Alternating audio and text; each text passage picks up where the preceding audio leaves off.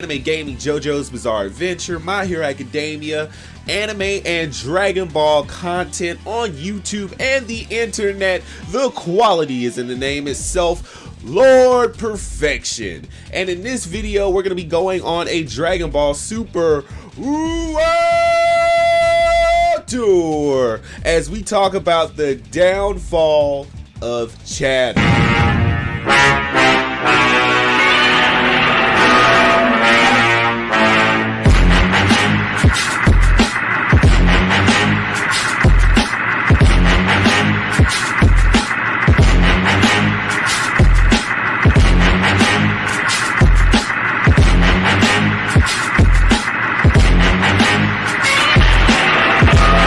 As we talk about the downfall of CHADHAN, yeah, aka Gohan, because a lot of people have been high on Gohan ever since his Tournament of Power fight with the Bay Kefla, and he got that little fluke draw, not even a win, a draw against Kefla. A lot of people have just been high on the Gohan character, wondering what Toro would do with Gohan.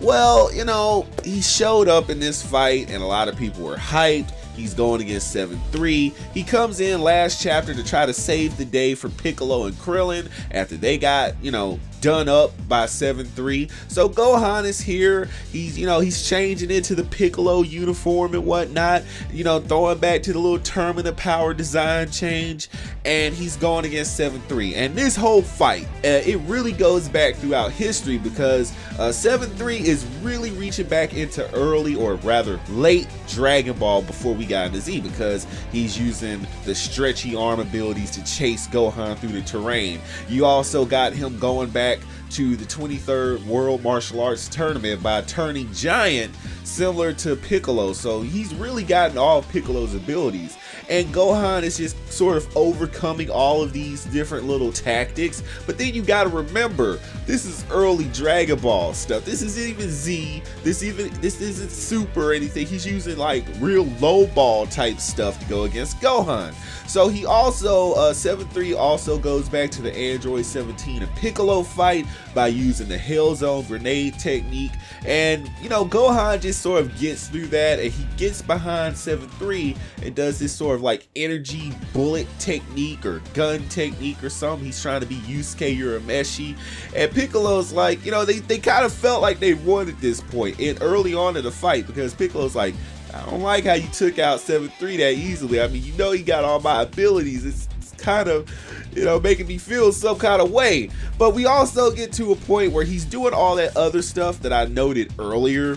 But we get to a point where it looks like Gohan is about to get the W, right? It does look like that to the untrained eye. Gohan's charging up the Kamehameha, and then we get to the point in the fight where he pulls his trump card. So if you didn't know, 7-3 can store abilities. It's not just him grabbing someone's neck and having their abilities for a set amount of time. He can store these abilities at least up to 3, so say the manga. And the ability that he had was Merus. So when Gohan was charging up that Kamehameha, and this is a ridiculous line that Piccolo said, because Jocko had noted that, oh, if Gohan throws that towards the planet, it's gonna erupt, it's gonna be destroyed. And Piccolo's like, nah, he's just gonna detonate it at the surface. I'm just like, what? Really? That's the excuse we're going with for as attacks aren't destroying Earth anymore? But that's besides the point. 7-3 is just sitting there, lying in wait, and he's waiting for this Kamehameha, and he absorbs it all. And he pulls it, like he's charging up. After that point, he starts pulling out the Moro ability. He's absorbing all of their ki, and he's absorbing it into sort of like a planet burst, similar to what Kid Buu did, you know, when he first appeared in Dragon Ball Z. But Moro is sitting there, and they're gloating. The little prisoners are beating the crap out of Gohan, and Gohan is getting bodied by this big Botamo ripoff bear wannabe type guy, right? But it was hilarious to watch. All these guys are just taking L's, and Moro's sitting here and he finds out that Goku and Vegeta are training. Like Gohan and Piccolo mention Goku and Vegeta, and they're like, oh, those two guys that ran away from Planet Namek, and they're like, nah.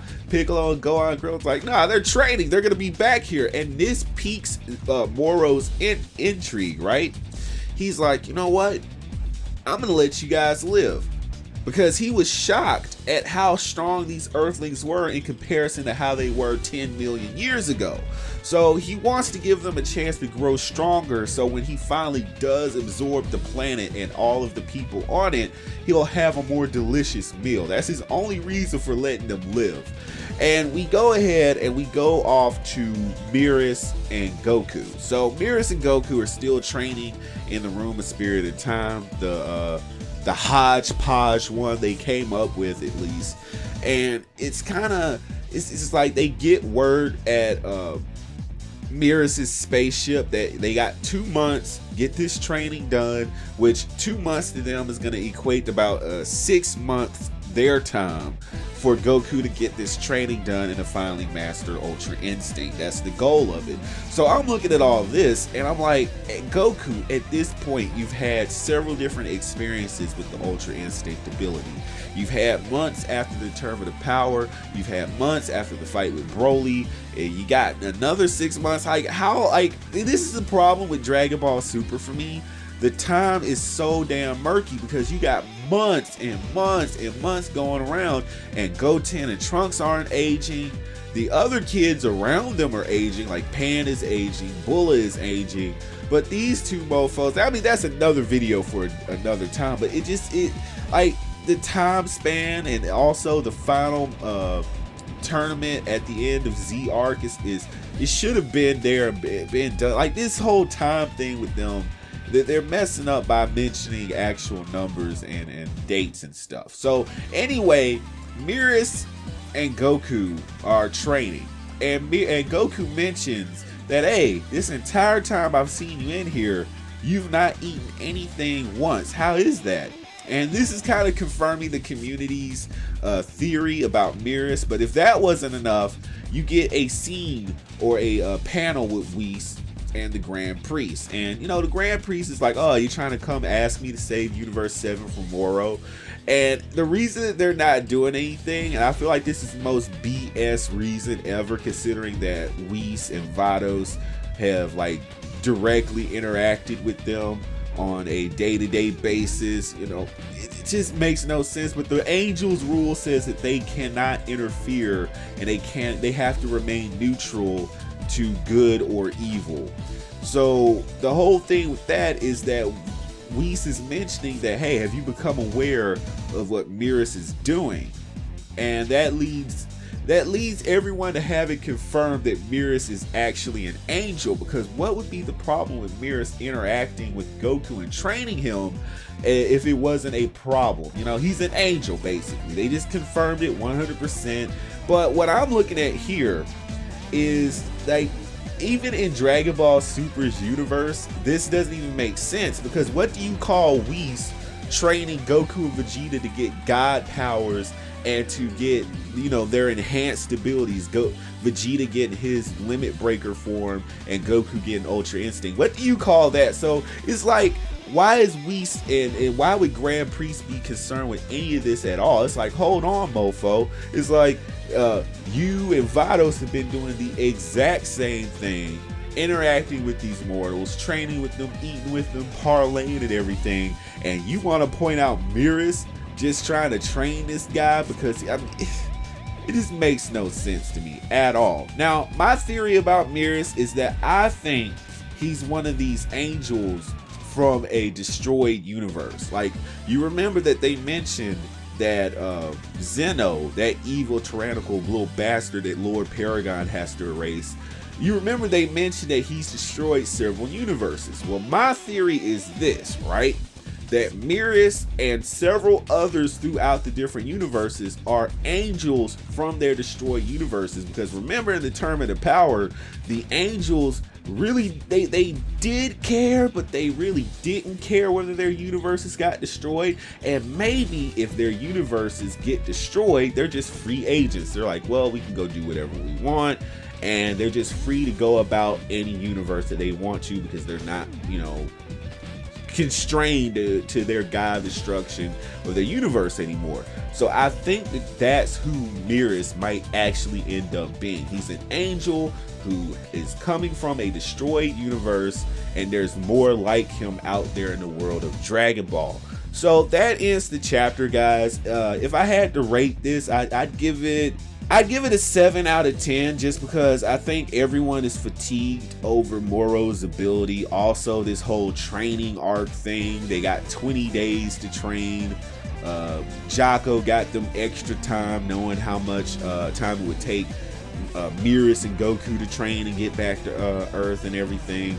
But I mean, I think everyone's tired of Moro's ability. Also, what kind of saved this chapter was the downfall of CHADHAN. I think we can finally quit hearing about CHADHAN, because a lot of people did not want him to take an L to 7-3, but that's exactly what happened. So let me know what you think in the comment section below. Of course, I've been your perfect being, the #1 anime gaming Dragon Ball, Xenoverse, JoJo's Bizarre Adventure, and Black Clover creator on the internet. Of course, the quality is in the name itself, perfection. Don't forget to hit that subscribe button, notification bell. Follow me on Discord, and follow me on my other sites where I stream and game as well.